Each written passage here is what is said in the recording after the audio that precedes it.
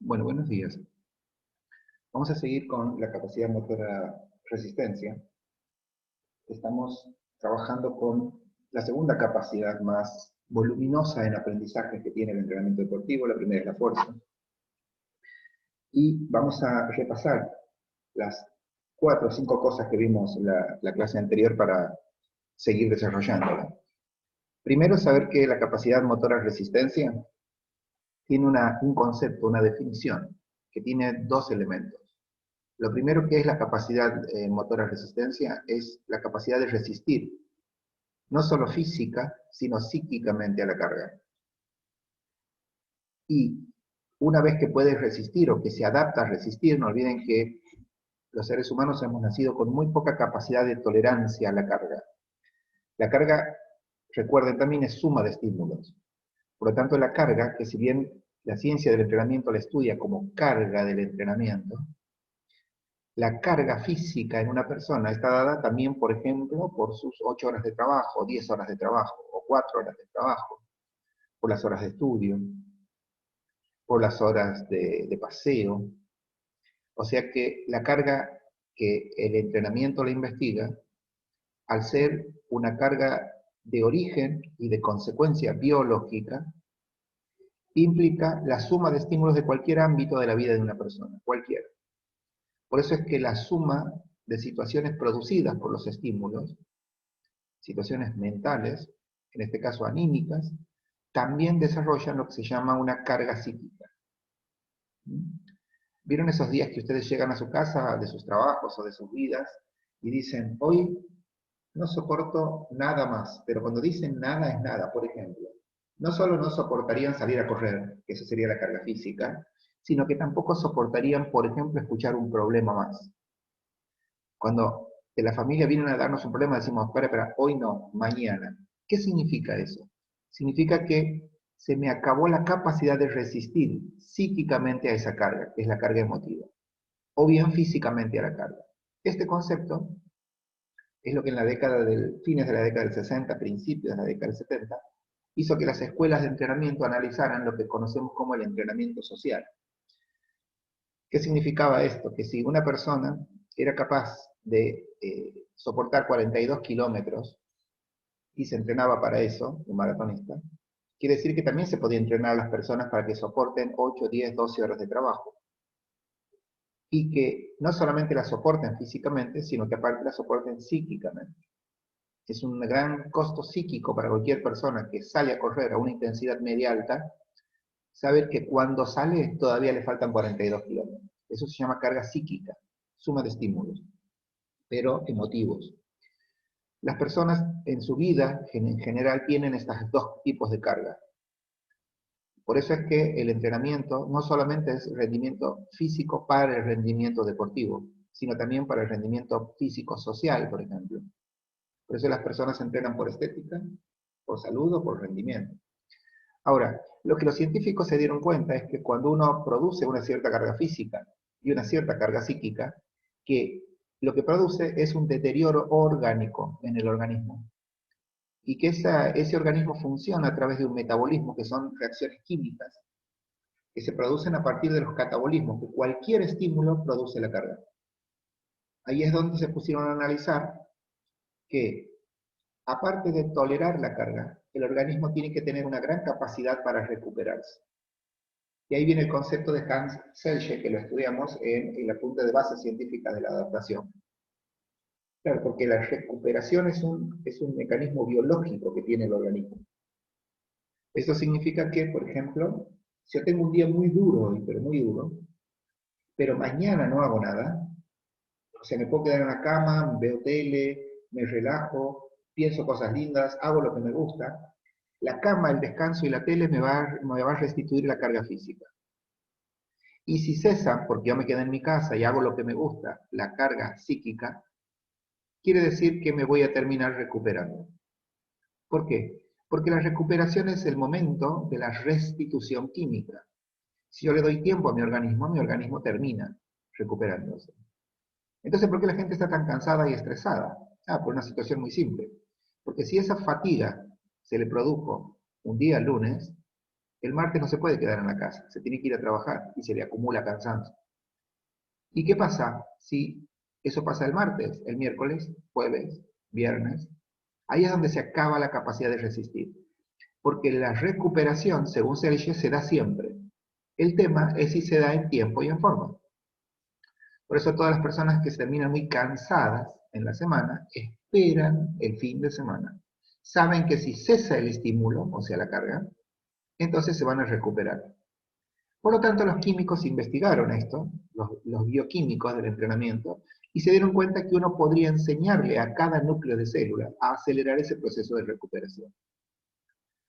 La capacidad motora de resistencia resume esas dos particularidades que tiene el organismo humano mientras se está recuperando, y define a la resistencia como esa capacidad que tenemos no solo de resistir a la carga física y psíquica, sino también que ayuda, enseña al organismo a recuperarse rápido de las cargas.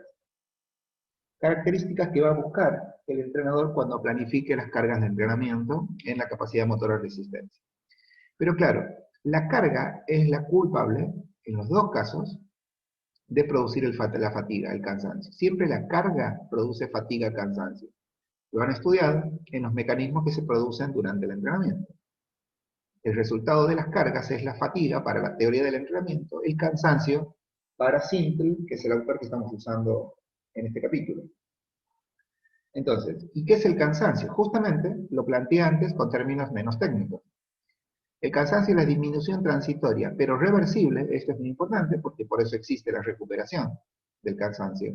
Me recupero es la capacidad de disminuir reversiblemente esa capacidad, pero reversible, o sea, volver al lugar anterior.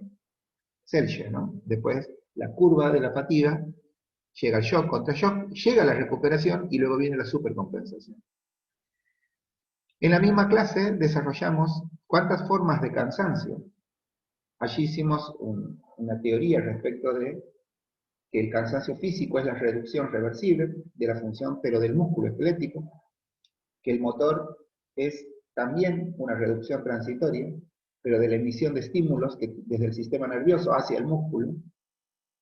Después diferenciamos el mental del motivacional y dijimos que el mental era cuando perdíamos transitoriamente la capacidad de concentrar, el motivacional cuando perdíamos la ausencia de estímulos volitivos o emocionales, ahí es donde se produce la carga psíquica para el rendimiento deportivo. Y por último hablamos de los sensoriales, que es cuando perdemos transitoriamente la percepción de los sentidos, sobre todo el visual, dice la punta, y el táctil, el auditivo también. Y Sintel nos enseñó que todos estos mecanismos que afectan durante las cargas, dice Sintel, todos los sistemas orgánicos de suministro de energía, todos ellos. Y también dice algo de la fatiga, que todas estas formas de cansancio no se manifiestan de manera aisladas, sino que se combinan entre ellas, de acuerdo al alumno o al deportista en este caso.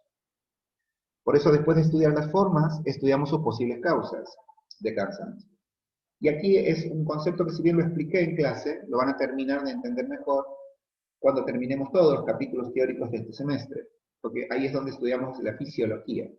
Y efectivamente, esta área de causas del cansancio, causas de la fatiga, son todas químicas, porque tiene que ver con las reservas energéticas, que si disminuyen me canso, tiene que ver con la inhibición de las enzimas, que son las que producen el catabolismo, ya sea porque tengo menos o porque una acidez, o sea, cualquier producto ácido dentro de la célula, las inhiben a las enzimas, por lo tanto, al faltar la capacidad catabólica, también falta, sin lugar a dudas, también falta la capacidad de hacer anabolismos y de recuperarme. Lo mismo ocurre con el desplazamiento de sustancias químicas como el potasio, el calcio, que tienen que pasar a través de las membranas. Vamos a aprender ese concepto, pero se llama técnicamente desplazamiento de electrolitos. Luego, no olviden que el sistema nervioso, lo estudiamos también, integra y controla junto con el endocrino. Y el endocrino, la estructura que tiene y que le permite hacerlo, es una sustancia química, se llaman hormonas. El sistema endocrino funciona con glándulas que producen hormonas y hormonas que hacen el trabajo, fundamentalmente de informantes. Son las que van y le dicen a la célula, por ejemplo, recupera esa glucosa que perdiste, recupera el aminoácido. Por ejemplo, bueno, ahora que la célula cambie y deje de producir energía anaeróbica y empiece aeróbica. El núcleo necesita que el sistema nervioso, que es el que integra todo el organismo, le pida eso y lo hace a través de hormonas. Cuando esas hormonas bajan por el esfuerzo, quiere decir que el organismo de mi alumno no puede producir tantas, o no las puede usar, entonces sobreviene el cansancio. Siempre el cansancio es una respuesta orgánica que le permite al cuerpo recuperarse. ¿Bien? Eso también sale de la teoría de Sergio. Después también dijimos que posibles causas del cansancio eran que haya cambios en los órganos celulares, por ejemplo, en la cantidad de mitocondria, que es el lugar en la célula en la cual se produce el metabolismo oxidativo, ¿no? Lo mismo pasa con procesos inhibidores a nivel del sistema nervioso, por monotonía de la carga, o sea que el sistema nervioso es un sistema especializado en recibir estímulos, procesarlos, guardarlos y enviarlos. Pero si siempre es el mismo, monotonía de la carga, entonces el sistema empieza a fatigar ese sistema, o sea, perder la capacidad de generar esos estímulos de manera efectiva. Y eso es cuando empieza el sistema nervioso a inhibir mis acciones. Lo hace a través de factores emotivos, por ejemplo, uy, me cansé, uy, no quiero hacer más esto, me aburrí, sería la frase en realidad, ¿no? Y por último, la última de la causa que nombra siempre en el apunte, son los cambios que se hacen de regulación a nivel celular. Sobre todo, cuando dicen en el apunte dentro de cada uno de los sistemas orgánicos, está haciendo referencia a que los sistemas orgánicos son los que tienen que armar, sistemas de órganos serían. Cada célula tiene que armar el receptor del regulador, que es el sistema endocrino. Cuando eso no ocurre, entonces falta regulación a nivel de esa célula. Estos conceptos los vamos a entender mucho mejor, hay que estudiarlos obviamente ahora, pero lo vamos a entender mejor en el próximo capítulo teórico, que es el organismo como sistema generador de energía. Allí estudiamos mucho mejor a la célula, y después vamos a estudiar el sistema nervioso, y después vamos a estudiar el sistema endocrino. O sea que todos estos conceptos los vamos a terminar de aprender con los próximos 3 capítulos teóricos, ¿no? Nervioso, endocrino y metabolismo celular. Bien. Vamos a, después de trabajar sobre las posibles causas, por último la clase se dedicó en forma abundante a las funciones de la resistencia. Todo lo que estudiamos nosotros de biología, de cualquier capacidad motora, es importante para el entrenador. Pero hay cosas que aparte de determinantes, son indispensables. Por ejemplo, la función de la resistencia, después de entender la resistencia, la carga y el cansancio, y qué significa resistir psíquica y físicamente a una carga y de recuperarse rápido, está el concepto de funciones de la resistencia. ¿Qué es una función de la resistencia? O sea, es la razón por la cual un alumno entrena la resistencia. Esas son las funciones. Ustedes podrían responderse este subtítulo diciéndolo de maneras distintas. Esas 5 funciones que investiga siempre. Sería la capacidad motora resistencia. Lo pueden entender así también. ¿Para qué me sirve? O sea, ¿para qué le entreno a un alumno? Por ejemplo, un alumno que quiere hipertrofia. O sea, un alumno no es que tiene problemas con el cansancio, no es que se agita, no. Él quiere tonificar, quiere verse grande. Pero eso, ¿para qué le entrenaría la resistencia? Bueno, y ahí Sintel contestaría. Primero, porque cualquier carga tiene intensidad. En la fuerza, que sería lo que el alumno entrena cuando hace estética, el alumno tiene que soportar una barra que pesa X kilos y que al menos tiene que hacer 12 repeticiones y al menos 3 series, que podrían llegar a ser 5 o 6, y con pausas de 1 minuto. A veces, el músculo del alumno podría levantar más kilos, pero ¿por qué no lo hace? Porque los kilos representan la intensidad. Y quizás la intensidad óptima, voy a dar un ejemplo general, pero quizás la intensidad óptima de ese alumno sean, por ejemplo, 40 kilos. Esa es la intensidad óptima para realizar 12 repeticiones. Pero mi alumno se cansa en la repetición número 8. Entonces, ¿qué haríamos en fuerza? Le sacamos peso. En vez de 40 kilos le pongo 35. Y allí llegaría a los 12 12 repeticiones. Y eso, desde el punto de vista práctico, de que el alumno haga, estaría bien. Pero desde el punto de vista de la ciencia del entrenamiento, no está bien, dado que la intensidad óptima de la carga era 40 kilos, no 35. Entonces, el efecto que busca el alumno con ese método de fuerza no lo logra. ¿Cuál sería la solución? Entrenar la resistencia. Porque si le entreno la resistencia, y aquí está una de las funciones, va a poder mantener durante el máximo tiempo posible siempre una intensidad óptima de la carga. A lo largo, dice el apunte, de la duración establecida de la carga. Por eso dije 12 repeticiones con 40 kilos. Lo mismo ocurre con cualquier otro deporte. Un jugador de tenis que le pega la pelota muy rápido y muy fuerte y gana sus primeros tantos, pero que se cansa en el minuto número 20, siendo que el partido puede durar una hora, entonces empieza a perder esa capacidad de desarrollar intensidad óptima. Esto es para que ustedes entiendan de que la resistencia como capacidad motora desarrolla el potencial bioquímico del alumno. O sea que no es que la resistencia es para bajar de peso, por ejemplo, que sí lo es, obviamente, ¿no? Un medio para bajar de peso. Solamente. La resistencia es mucho más compleja, porque no solamente implica que cualquier persona pueda sostener la intensidad con la que hace algo durante un tiempo, sino que también evita, en el caso del tenis, la pérdida inevitable de intensidad. O sea, nuestro cuerpo biológicamente ha nacido para que las intensidades no se puedan sostener en el tiempo. La razón es porque en la vida no ocurre eso. Solo ocurre en el deporte y solo ocurre en el momento en el que estoy entrenando a un alumno. O sea que, si viene una persona, lo que pasa es que si yo hago que una persona haga un ejercicio con sobrecarga, con 12 repeticiones en el hombro, es verdad que en la vida cotidiana esa persona no hace falta, porque nadie está haciendo 12 veces su movimiento en la vida cotidiana. Pero lo hago como medio para desarrollar la capacidad de esa persona de resistir mejor esa fatiga y de recuperarse más rápido. Por eso es aumentar la capacidad de soportar cargas, es la otra función que tiene la resistencia. Recuperarme rápido y estabilizar la técnica, o sea, hacer las cosas mejor de las que hago. Todas las capacidades motoras que entrenamos se entrenan de forma paralela en el entrenamiento. Porque cada una tiene su función en relación a la otra. Lo último que aprendimos la clase pasada fue funciones de la resistencia. Ahora vamos a aprender en esta clase, después de repasar y darle un sentido distinto a lo que vimos, cambiamos el pizarrón. Ahora vamos a estudiar, después de estudiar los conceptos de la resistencia, después de estudiar las características del cansancio, las formas y funciones, y de analizar, y las causas, perdón, y después de analizar las funciones de la resistencia, ¿para qué entrenamos la resistencia? Ahora la vamos a analizar desde una perspectiva práctica del entrenamiento. Siempre el entrenamiento deportivo, siempre, de cualquier capacidad motora, se orienta a determinados fines. ¿Qué significa eso?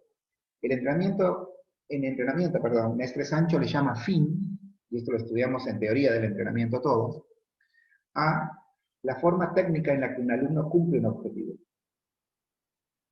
Nunca una capacidad motora tiene métodos para desarrollarse de manera general. No existe eso. Por ejemplo, si yo entreno para el corredor y luego quiero lograr con esa resistencia, por ejemplo, corro 21 kilómetros en una hora. ¿Bien? Ahora bien, ¿eso quiere decir que yo voy a soportar, por ejemplo, una hora de partido de pádel o de tenis o de básquet o de fútbol? No, la respuesta es no. ¿Por qué no? Porque todo entrenamiento se orienta a un determinado fin. Solamente. O sea, solamente.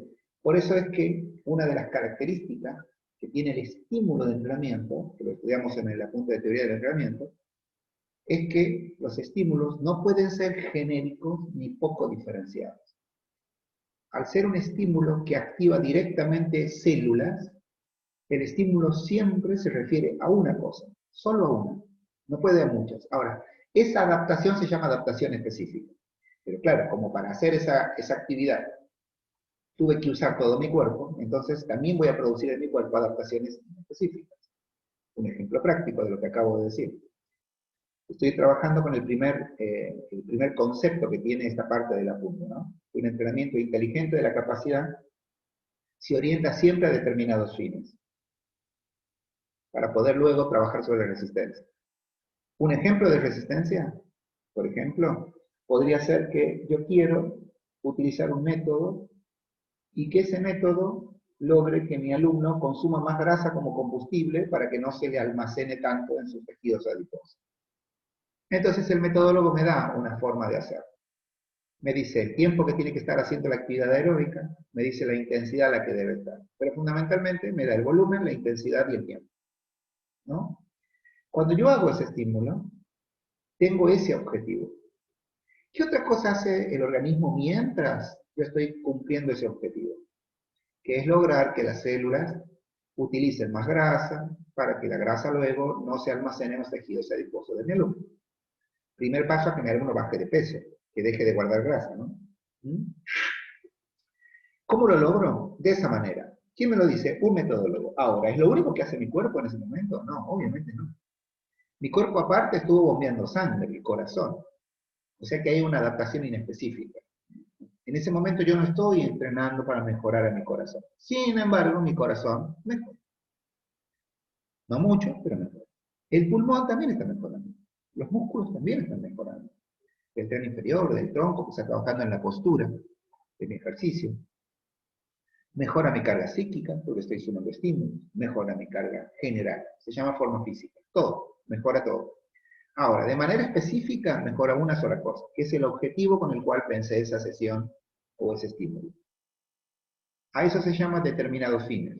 O sea que siempre un entrenamiento inteligente de la capacidad de condición física se orienta siempre a determinados fines. En el entrenamiento deportivo, cuando nosotros entrenamos la resistencia, y aquí me refiero exclusivamente a nuestro pizarrón, el entrenamiento general de la resistencia tiene dos objetivos. El entrenamiento general, los objetivos generales del entrenamiento de la resistencia, no de un alumno, sino de la resistencia como capacidad motora. Porque yo recién di un ejemplo de un alumno específico que quería bajar de peso. O sea, la resistencia se entrena por y para dos cosas. Primero, mantenimiento o bien recuperación de la salud. Esto es muy importante, lo que está entre paréntesis, porque nosotros en el apunte de los mecanismos circulatorios en el ejercicio, aprendemos un concepto de salud, que tiene que ver con el equilibrio y el bienestar, ¿no? Tiene que ver con que la salud no es ausencia de enfermedad, sino es un estado pleno de bienestar, que implica un estilo de vida, o sea, una forma equilibrada de consumos de energía y de procesos de recuperación. Por eso dice la salud en el sentido del estado funcional medible de los sistemas orgánicos. A ese concepto de salud nos referimos. Entonces, primer objetivo de entrenar resistencia, mantenimiento, eso es cuando lo tengo, o bien recuperación cuando la pierdo, la salud, y ¿quién más? La forma física. ¿Qué es la forma física que recién la nombré también? Es la capacidad general de rendimiento en las actividades deportivas, y agrego yo, y sociales previstas.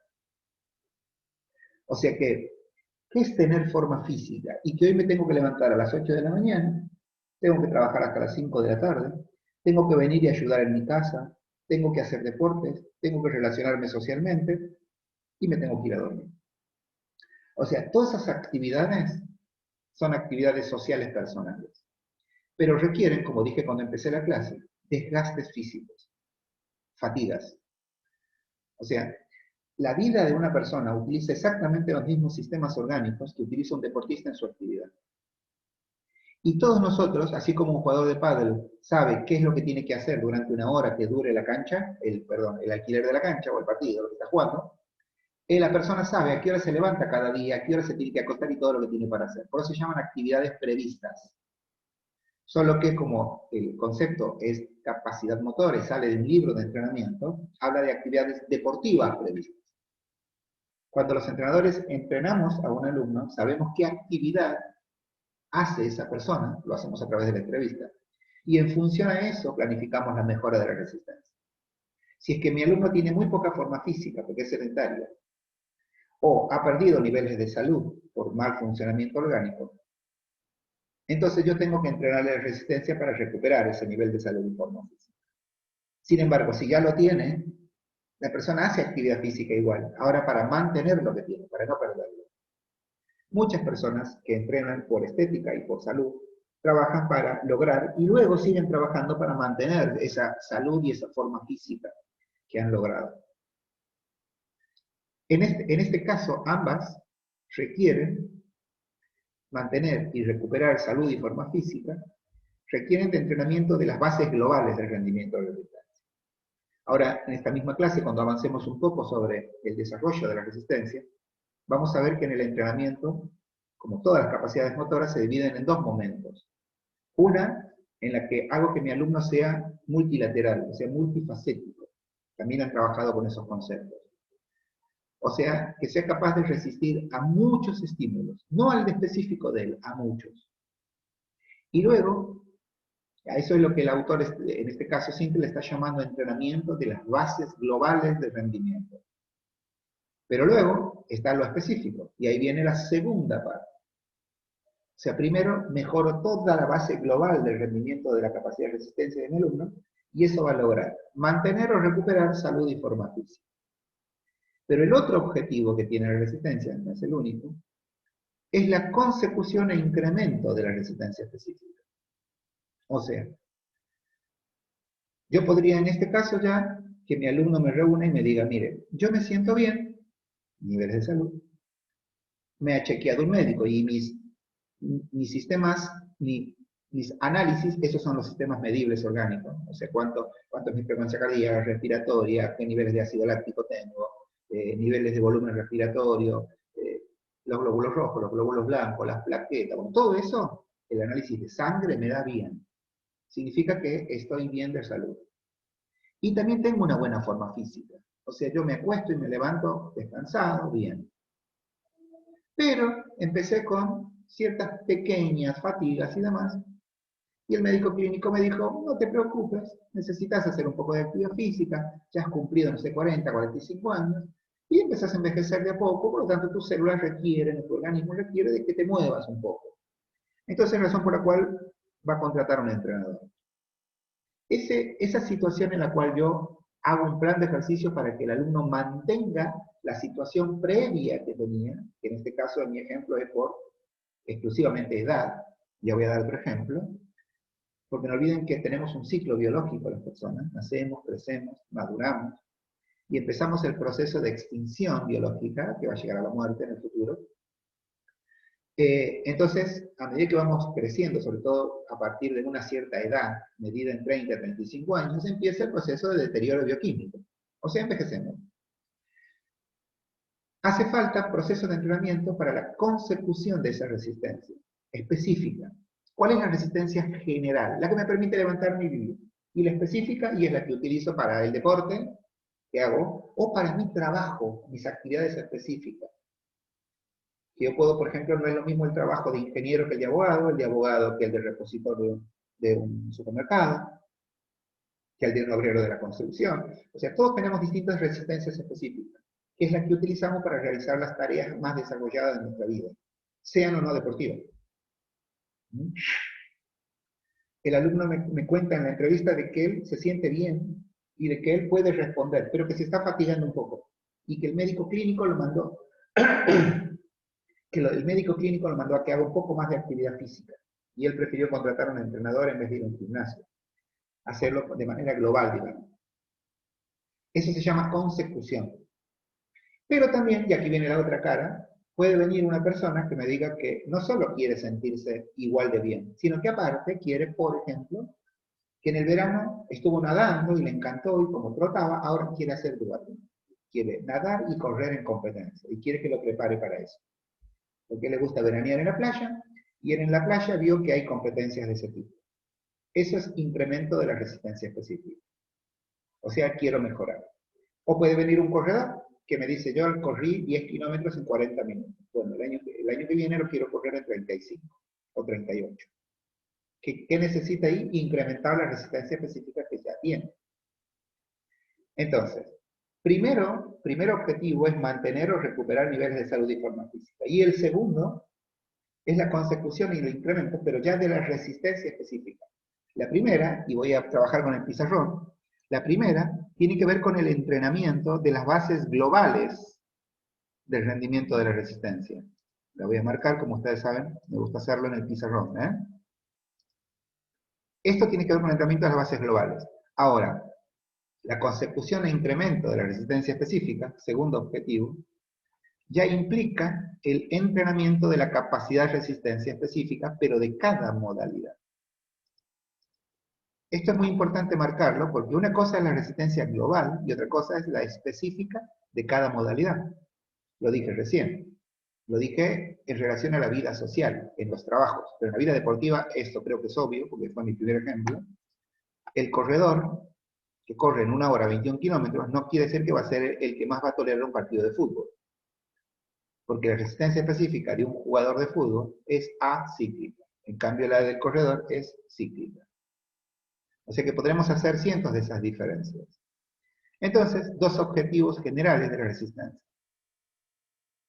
Mantenimiento o recuperación de salud y forma física, consecución, incremento de lo que se llama la resistencia específica.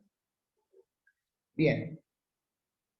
El apunte les va a decir cuando terminen esto que desde la perspectiva metodológica ahora, porque primero vimos la resistencia como teoría del entrenamiento, o sea, teoría general sería. Pero cuando uno tiene que hablar de la perspectiva metodológica, o sea, cuando yo digo, a ver, ¿cómo entreno la resistencia? ¿Qué procedimiento, eso es un método, un procedimiento, aplico para poder entrenar la resistencia? A eso Simple le llama las formas y tipos de resistencia. O sea, él divide la resistencia en formas de resistencia y tipos de resistencia. ¿Para qué? Para poder aplicar los métodos de entrenamiento, que luego me los va a enseñar. Por eso el subtítulo en su apunte es Formas y tipos desde la perspectiva metodológica del entrenamiento. ¿Bien? Perfecto. La resistencia tiene dos formas. La resistencia de base y la resistencia específica. Estas son las dos formas de resistencia. No olviden que Simple las divide para poder entrenarlas, para poder aplicar métodos. Entonces, podríamos decir que la resistencia tiene una resistencia de base y una resistencia específica. Esto nace de la lógica teórica del pizarrón anterior. ¿Ven? Hay un entrenamiento de las bases globales, resistencia de base, y consecución incremento de resistencia específica, resistencia específica.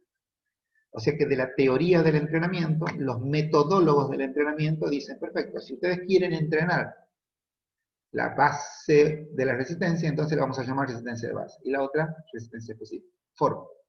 Cada forma tiene tipos que tienen que ver con cómo se logra la resistencia de base. La resistencia de base implica, esencialmente,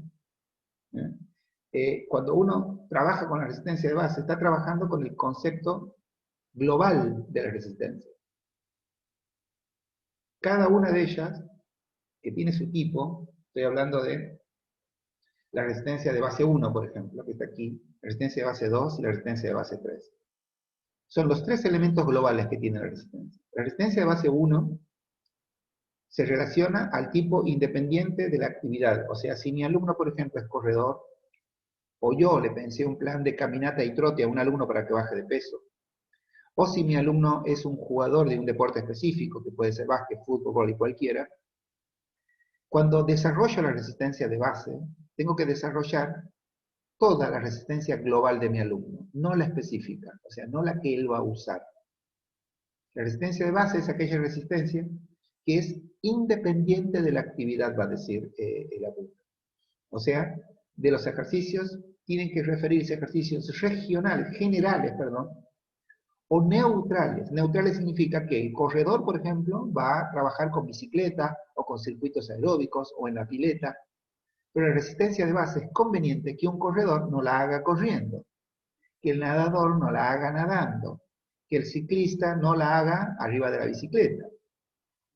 Significa que en este caso, en la resistencia de base 1, la modalidad que utilizamos para el desarrollo de la resistencia debería ser distinto al fin del alumno.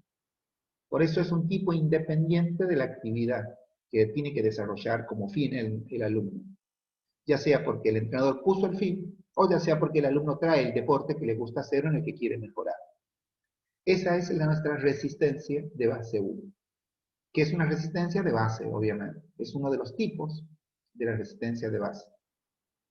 el organismo ahí aprende a responder a través de sus órganos, pulmón, corazón, vasos sanguíneos, y producción de energía dentro de los metabolismos celulares, y redistribución de los desechos que salen después de que la célula trabaja. Ese fue nuestro gráfico de la clase pasada.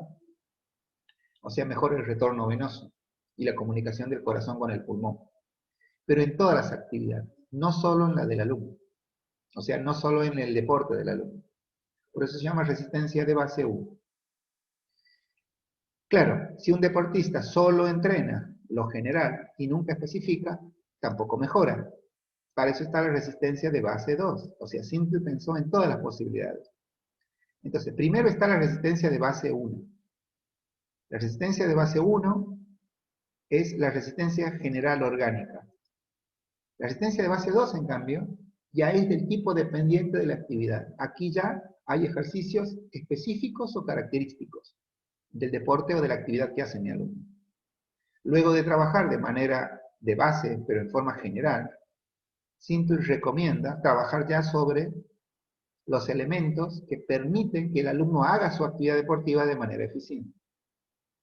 Y por último dice que hay otra resistencia de base, que hay que trabajar, dice Don Simple, que tiene que ver con la resistencia de característica acíclica.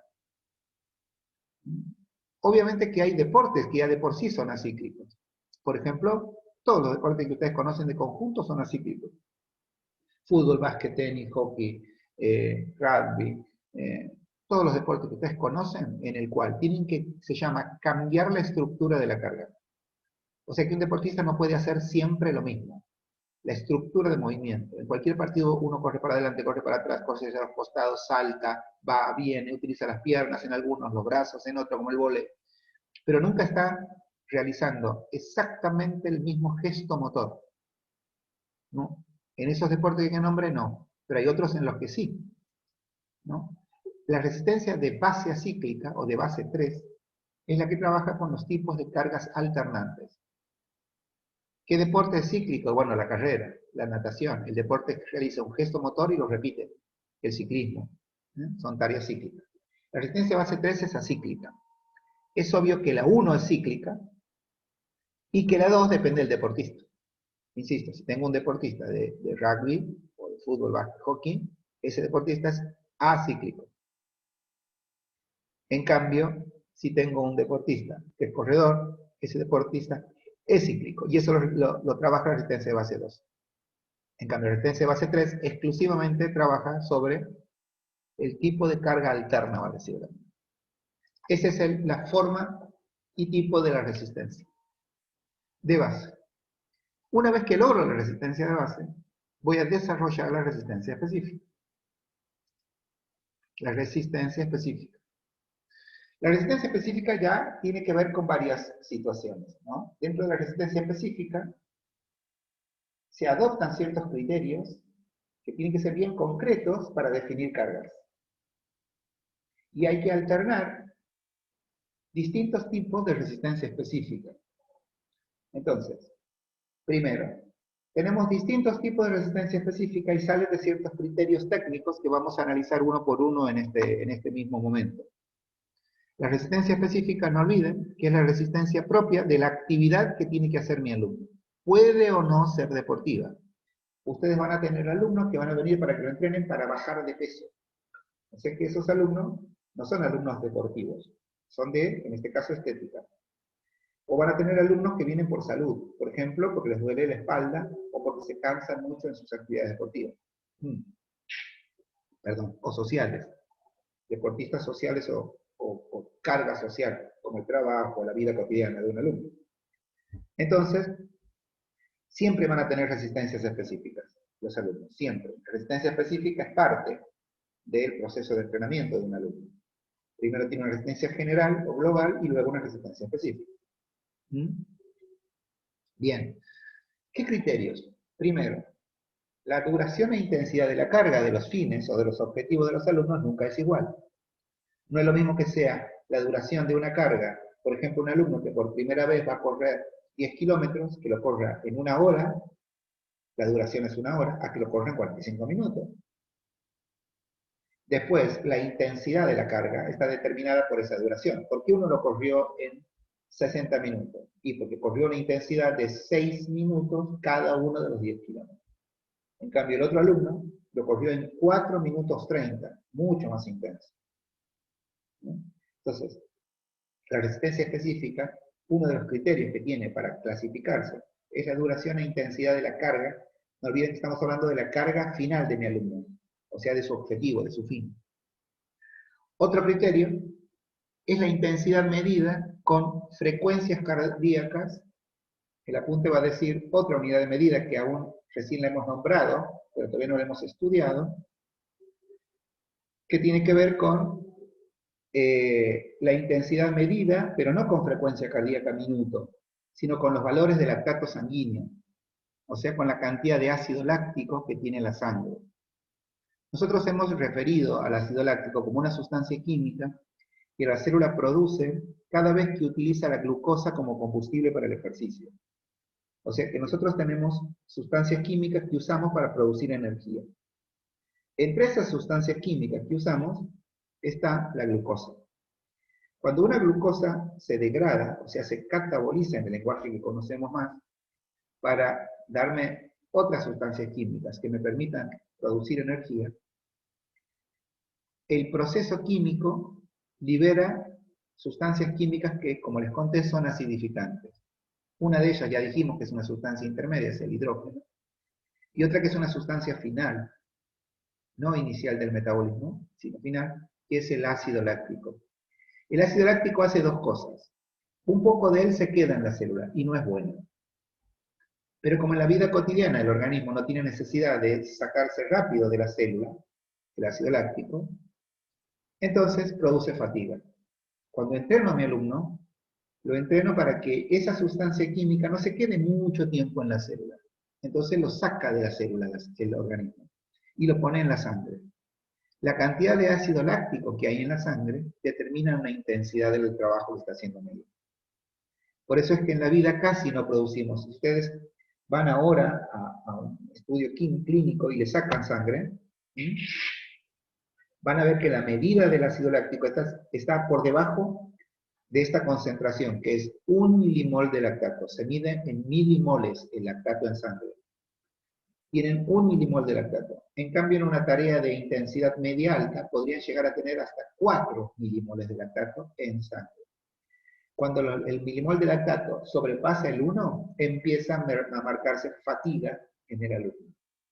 Cuando está en 2, es tolerable, hasta 3. Y de ahí para adelante, el alumno ya pierde la capacidad de seguir desarrollando intensidad. Entonces, otro de los criterios que se utilizan para clasificar los tipos de resistencia específica es la intensidad, pero la intensidad medida mediante la frecuencia cardíaca y también los valores del lactato sanguíneo. Luego hay otro concepto que aún no hemos estudiado, que es el próximo capítulo teórico, que son las vías de energía usadas para la formación de energía. Como les conté en la clase pasada, nuestras células es una fábrica de energía. O sea, todas nuestras células son una fábrica de energía que responden de manera específica a los estímulos que nosotros generamos. La clase pasada tenemos un grafiquito de eso. El estímulo llegaba a la célula, activaba un metabolismo, conjunto de reacciones químicas. Y empezaban el catabolismo de sustancias. Para producir energía la célula tiene mecanismos que los vamos a estudiar. Son 3 mecanismos, a partir del cual la célula produce energía. Y cada una de ellas se llama vía de energía. Se llama vía energética porque es el camino, vía, que la célula utiliza, el núcleo de la célula, para producir la energía. ¿Y eso de qué depende? De la demanda de energía, como en su casa, ¿no? En su casa, exactamente igual. ¿Cuánta energía gastan? Y de acuerdo a las lamparitas que tienen encendidas, a los elementos electrónicos, a todo lo que tienen enchufado, gasta energía. Ahora, dentro de poco va a llegar el verano. ¿Sí? Si llega el verano, ustedes tienen que prender el aire acondicionado para mantener una temperatura vivible dentro de la casa, lo que tienen la posibilidad de tenerlo, al aire acondicionado. Si ustedes lo prenden, ¿qué va a pasar en la casa? Va a aumentar el consumo de energía. Bueno, ustedes para vivir, sus células gastan energía y producen energía con una vía energética. Ahora, si ustedes salen a correr, van a gastar más energía, van a necesitar otra vía energética. Y si ustedes en la carrera de pronto dicen, uy, allá tengo un amigo, voy a picar para encontrarlo, y salen corriendo cada vez más rápido, van a utilizar otra vía de energía. Así que se llaman vías energéticas porque son distintos caminos, vías, que tiene el organismo para producir la energía que ustedes necesitan. Es la que necesitan. Pero claro, no todas las vías de energía se entrenan igual. Por eso es que en la resistencia específica, cada uno de nosotros necesita una de las 3 vías de energía. Y esa es la que entrenamos en los tipos de resistencia. Entonces, tenemos estudiados 3 criterios, a partir de los cuales estos criterios clasificamos, o sea, los tipos de resistencia específica. Estos 3 criterios determinan que haya 3 distintos tipos de resistencia específica. 3. La resistencia de duración corta, la resistencia de duración media y la resistencia de duración larga. Y después que tiene subtipos. Pero primero vamos a hacer un análisis un poco más simple que el que acabo de hacer de los criterios. Cuando la resistencia de duración corta se refiere exclusivamente a los deportistas que tienen que competir en ese tiempo. ¿Bien? El deportista compite en un determinado tiempo. Por ejemplo, en los deportes que se llaman de pista y campo, que son los deportistas que hacen lanzamientos, que hacen salto en alto, que hacen salto en largo, que se llama pista y campo.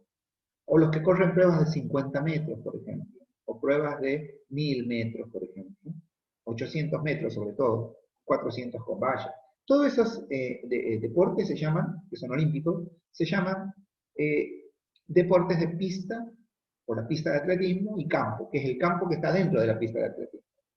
¿Bien? Pista y campo. La resistencia de duración corta es una resistencia específica típica de esos deportistas.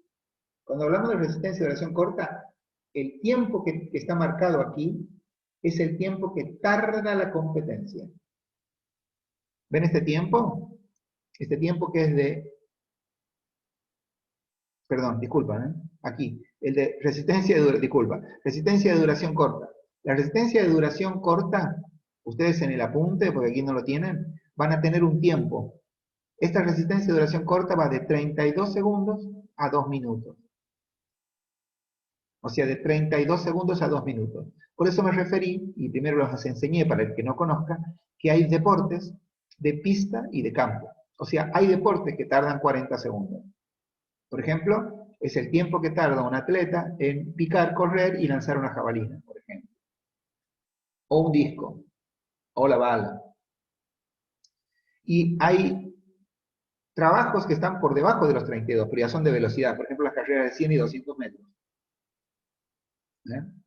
Algunas de 300 también. Y a las de 400 ya están más cerca de resistencia de duración corta. 2 minutos, porque es hasta los 2 minutos. Muchos deportistas en 1 minuto ya corren cerca de 800, 700, 800 metros. Y hay atletas que en pista, en 2 minutos, ya corren casi 1000 metros. O sea, si nos analizamos en los récords, si ustedes tuvieran como resistencia específica un deportista que tiene que competir y su competencia dura entre 32 segundos y 2 minutos, el tipo de resistencia específica es de duración corta. Voy a repasar algo para que ustedes en este momento de la clase, en el minuto casi 48, 49 de la clase, no piensen que lo que estudian es porque sí, o inútil. Las formas y tipos de resistencia es desde una perspectiva metodológica. O sea que luego simple de hacer la clasificación de resistencias de base y específica, les va a enseñar métodos generales y después les va a enseñar los métodos específicos para entrenar cada una.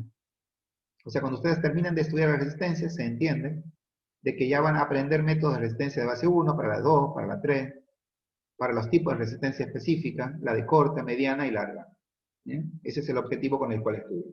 Pero tienen que analizar el por qué. Por eso es que estamos explicando en esta clase las formas y tipos. Después tenemos la resistencia de duración media. Es la segunda, esta. La resistencia de duración media o mediana, la estoy marcando en este momento, Esta resistencia en mi pizarrón es la que va entre los 2 minutos, que es la que donde terminó la de corta, y la de 10 minutos. Y ahí ya hay mucho más deportes de pista y campo más largos. Por ejemplo, las pruebas de hasta 3.000 metros. El kilómetro, kilómetro y medio, la prueba de la milla. Eh, todo eso, todo lo que tarda entre 2 minutos y 10 minutos van a ser resistencias específicas de duración media. Quiero quedar claro con esto. No olviden que los criterios es duración e intensidad, intensidad medida y vía energética utilizada, pero en la prueba.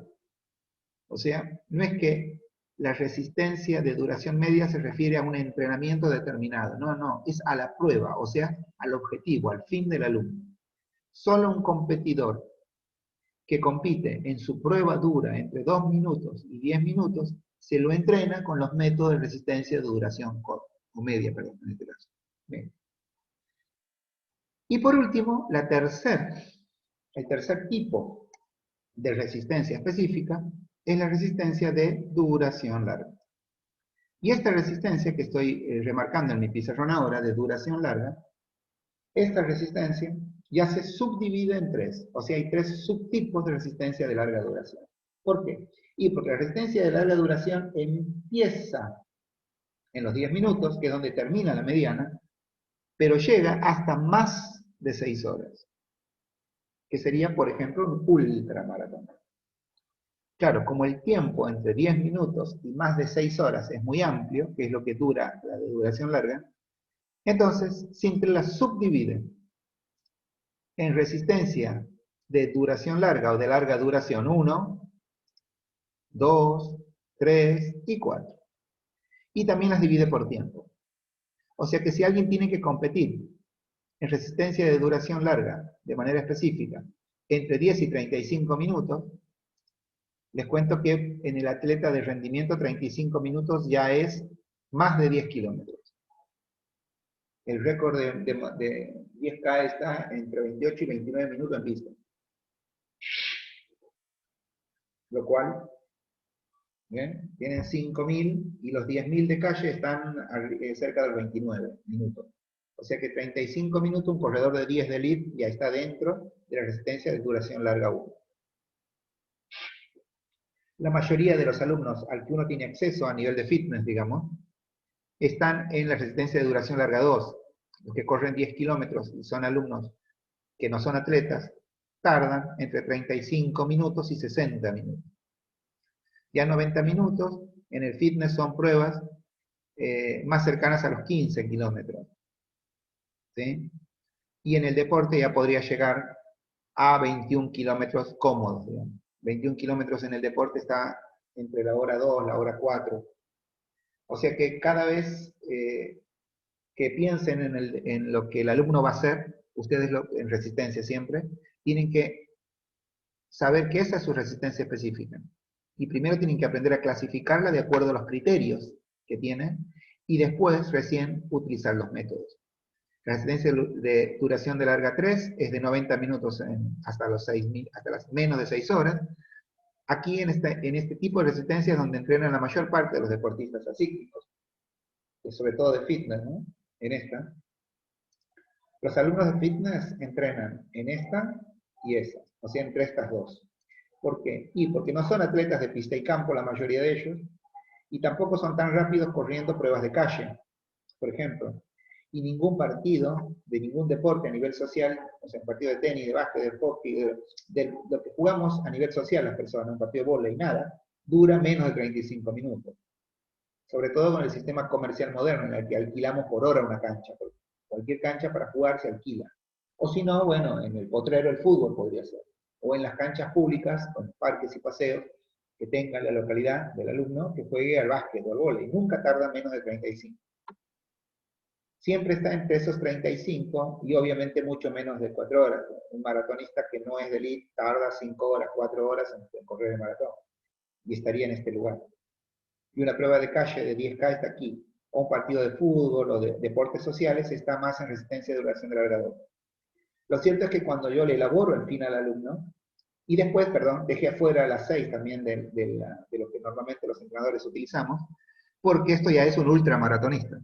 tiene que correr o pedalear o nadar más de 6 horas, o un triatlón, un duatlón largo. O sea, son deportes de alta resistencia, en la cual no es común entrenar en la vida social. Igualmente, los entrenadores tenemos que estudiar todo, pero sepa que en esta carrera le vamos a dedicar más tiempo a los métodos que sabemos que componen la vida, porque esto es ciencia del entrenamiento. Aquí, esto compone a todos los alumnos que entrenan de todos los deportes, pero investigados en atletas de alto rendimiento.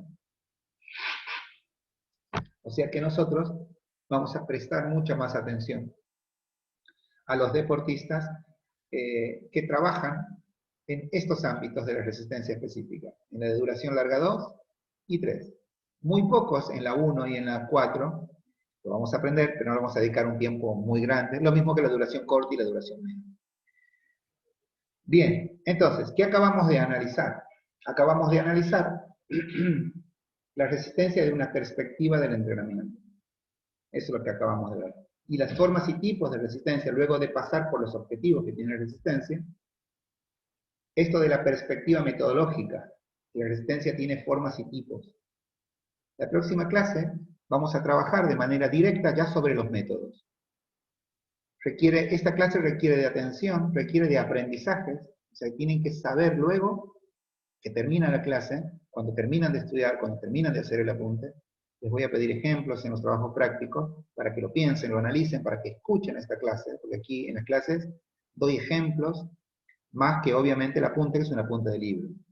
Pero tienen que entenderlo para luego empezar con lo que sigue de abajo en el apunte, que son los métodos de entrenamiento, la metodología. Próxima clase va a ser metodología del entrenamiento, de la resistencia. Gracias por la atención, que tengan un buen día.